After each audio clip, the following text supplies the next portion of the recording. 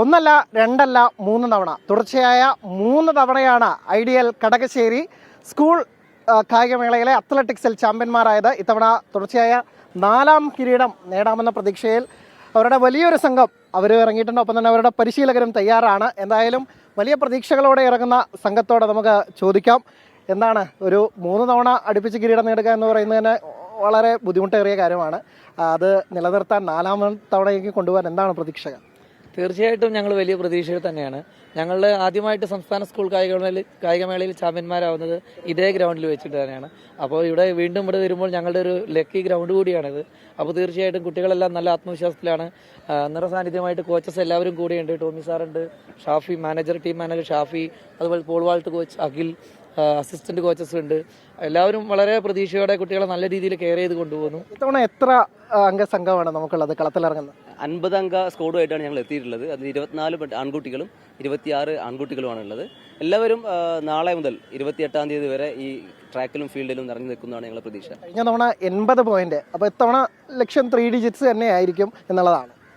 3 ഡിജിറ്റാണ് ലക്ഷ്യമിടുന്നത്. പക്ഷേ കനത്ത മത്സരമുണ്ട്. മത്സരം എന്ന് പറഞ്ഞാൽ ഒരുപാട് സ്കൂളുകൾ ഒരുപോലെ ഒരുങ്ങിയിട്ടുണ്ട്. പക്ഷേ ഞങ്ങളുടെ ടാർഗറ്റ് 80-ന് മുകളിൽ തന്നെയാണ്. 80-ന് മുകളിലുള്ള ഒരു ടീമിനെ ഈ പ്രാവശ്യം സംസ്ഥാന ചാമ്പ്യൻഷിപ്പിലേക്ക് എത്തൂ എന്നാണ് പ്രതീക്ഷ.